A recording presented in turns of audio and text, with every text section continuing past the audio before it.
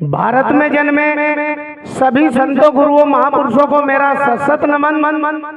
आज के हमारे अध्यक्ष जो हमारे समक्ष बैठे हैं उनका भी मैं दिल की गहराइयों से धन्यवाद करता हूं और धन्यवाद करता हूं संत समाज का, जो समाज ही नहीं सर्व समाज में भी लोगों को अपना वाणी के माध्यम से या वचनों के माध्यम से अनुग्रहित करने का काम करते हैं। तो पूरे संत समाज के लिए मैं चाहता हूं कि एक जोरदार ताली बजाने का काम करें साथियों। आज मंच पर बैठे चाहे राजनीतिक व्यक्ति हो या सामाजिक व्यक्ति हो, उनका भी हम दिल की गहराइयों से धन्यवाद करते हैं और धन्यवाद करते हैं प्यारे बच्चों का, नौजवान साथियों का, बड़े बुजुर्गों का, और सबसे ज्यादा धन्यवाद करते हैं अपनी मातृ शक्ति का, जो काफी संख्या में पिछले साल से भी ज्यादा यहाँ पर पहुंचने का काम किया है। तो हमारी मातृ शक्ति के लिए और अपने भाइयों के लिए भी एक जोरदार ताली बजाने का काम करें साथी।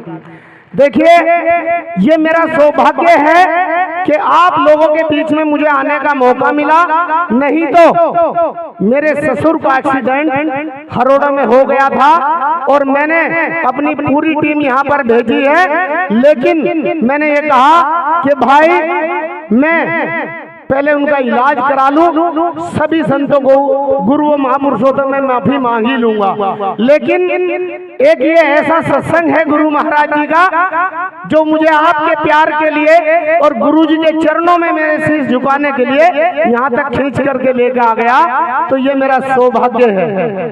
आज यहाँ पर मुझे दूसरी बार आने का मौका मिला है। मैं अपनी कम शब्दों में ही बात रखूंगा, क्योंकि आज ये हमारे भाषण का दिन नहीं है, हमारे गुरु महाराज जी का गुणगान सुनने का दिन है। देखिए, हमारे बीच में अभी जो हमारे भाई बोल कर गए हैं, राष्ट्रीय अध्यक्ष भाई मंजीत नोटियाल जी, और यहाँ पर उनके जिला अध्यक्ष भाई हमारे सन्नी गौतम जी, और हमारे संस्थापक एवं राष्ट्रीय अध्यक्ष भाई मनीष सहारनपुरिया जी, और हमारे बिट्टू खालसा जी की भी जो पूरी टीम यहाँ पर पहुंची है, और जो भी भीम आर्मी के लोग भी यहाँ पर पहुंचे हैं, या आजाद समाज पार्टी के लोग पहुंचे हैं, या किसी भी संगठन और दल से पहुंचे हैं, उनका भी हम दिल की गहराइयों से आभार और धन्यवाद करते हैं साथियों।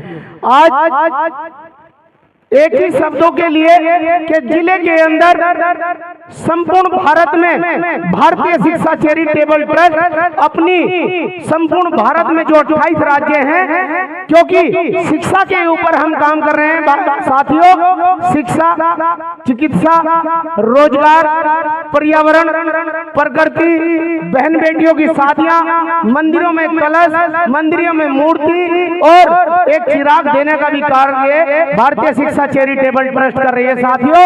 और 23 मार्च 2025 को हम सर्व समाज की 11 बेटियों की शादियां करने जा रहे हैं। अगर ऐसी कोई बेटी हो जो अपना रजिस्ट्रेशन कराए, जिस तरीके से एक भाई एक पिता पूरी ताकत लगा करके अपनी बहन बेटी को विदा करने का काम करता है साथियों, उसी ताकत के साथ भारतीय शिक्षा चैरिटेबल ट्रस्ट की पूरी टीम उसको विदा करने का काम करेगी साथियों। मैं आप लोगों को बता दूं, और आप देखते हैं कि जो भारतीय शिक्षा चैरिटेबल ट्रस्ट या जयराम गौतम प्रधान जी राष्ट्रीय अध्यक्ष एंड संस्थापक जो बात करते हैं, गुरुजी से पूरा करने की भी मैं कोशिश करता हूं, जिससे मैं समाज से जो वादा करूं उससे झूठा ना पड़ूं साथियों। देखिए, समाज कभी नहीं कहता कि आप क्या दे रहे हैं क्या नहीं दे रहे हैं। अगर आप समाज के सामने कुछ देना चाहते हैं तो उसे पूरा करने का काम करें, ना कि भाषण देने का काम करें साथियों। आज जिले के अंदर ही नहीं, संपूर्ण भारत में हमने कसम खाई थी सुक्कड़ ताल की गद्दी से कि हम स्वामी समनदास महाराज जी की संपूर्ण भारत के अंदर जो पहले 51 लोग होंगे, तो स्वामी समनदास महाराज जी की 51 मूर्तियां देने का काम करेंगे साथियों। आप लोग देख लेना। हम कोई भी वादा झूठा नहीं करेंगे, जो करेंगे उसको पूरा करेंगे। और मैं आप लोगों को फिर बता देना चाहता हूं कि भारतीय शिक्षा चैरिटेबल ट्रस्ट जो शिक्षा के लिए काम कर रही है, जैसे डॉक्टर B.R. अम्बेडकर जी ने, हमारे स्वामी समनदास महाराज जी ने, हमारे रहबर काशीराम जी ने, और शेख फातिमा ने, ज्योतिबा फूले ने और सावित्रीबाई फूले ने जिस मुहिम को शिक्षा की जगाने का काम किया था, साथियों आप लोगों के सहयोग से भारतीय शिक्षा चैरिटेबल ट्रस्ट संपूर्ण भारत के अंदर 28 के 28 राज्यों में पाठशालाएं खोलने का काम करेगी। साथियों अगर आप लोग भी इस शिक्षा की मुहिम में हमारे साथ हैं, भारतीय शिक्षा चैरिटेबल ट्रस्ट नहीं पूरा समाज अगर साथ है तो दोनों हाथ खड़े करके बोलिए, क्या शिक्षा की मुहिम में आप लोग साथ हैं?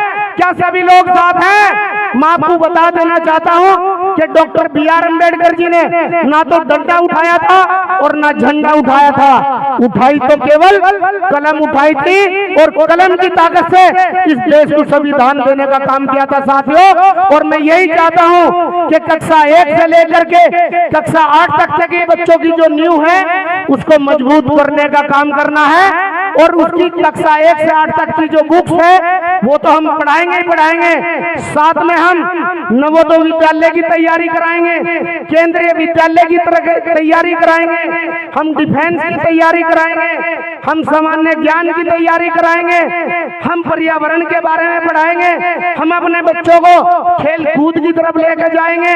और जो किसी स्कूल और कॉलेज में नहीं पढ़ाया जाता साथियों, संविधान के भी बारे में पढ़ाने का काम करेंगे। साथियों आज हमारी लगभग जिले के अंदर और जिले से बाहर लगभग हमारी 30 से 32 पाठशालाएं खुल चुकी हैं, लेकिन जहां पर हम पाठशाला खोल रहे हैं वहीं पर हमारे समाज के लोग पहुंच करके उनको एक लालच देने का काम कर रहे हैं कि हम तुम्हारे बच्चों को फ्री पढ़ाने का काम करेंगे। साथियों लेकिन हम यहाँ से ऐलान करना चाहते हैं कि ना तो कोई फ्री पढ़ना चाहता और ना ही कोई पढ़ाना चाहता। साथियों हम इतने कोर्स के मात्र व्यवस्था शुल्क 100 रुपए ले रहे हैं और जो हमारी बहन बेटी या हमारा भाई उसमें पढ़ाने का काम कर रहा है उसको 1500 रुपए मान देने का भी काम कर रहे हैं। साथियों और मैं उन लोगों को कहना चाहता हूं कि जो वहां पर जाकर के हमारी शिक्षा की इस मुहिम में अड़चन बनने का काम कर रहे हैं, तो मैं बता देना चाहता हूं साथियों अगर वो इतने ही पढ़ाने वाले हैं तो अपने घर पर पढ़ा करके देखें और कितने दिन फ्री पढ़ाएंगे तो हमारा संत समाज भी आपको बताने का काम करेगा। साथियों क्योंकि स्वामी समनदास महाराज जी ने भी, चाहे वो जितने पढ़े लिखे थे हमारे महाराज जी, उन्होंने नशा मांस मदिरा और शिक्षा की तरफ जो आह्वान किया था आज पूरा संत समाज उसको आगे लेकर चल रहा है। साथियों तो मैं कहना चाहता हूं उन लोगों से कि जो भी अड़चन में आएगा उसको मुंह तोड़ जवाब देने का काम करेंगे।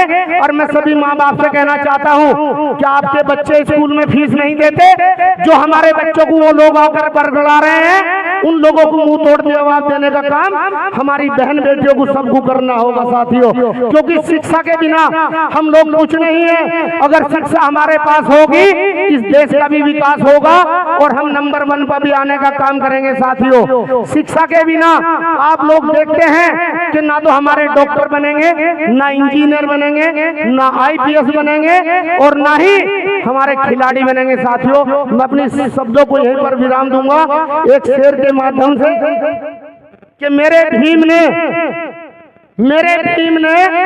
आंख खोली तो हर कोई इंसान बन गया और मेरे भीम ने जुबान खोली तो हर कोई तूफान बन गया और मेरे भीम ने किताब खोली तो हर कोई विद्वान हो गया और मेरे भीम ने कलम खोली तो देश का संविधान बन गया, संविधान बन गया। साथियों इन्हीं शब्दों के साथ जय भीम जय भारत बोलिए संत शिरोमणि गुरु रविदास महाराज जी की, स्वामी समनदास महाराज जी की, बाबा साहेब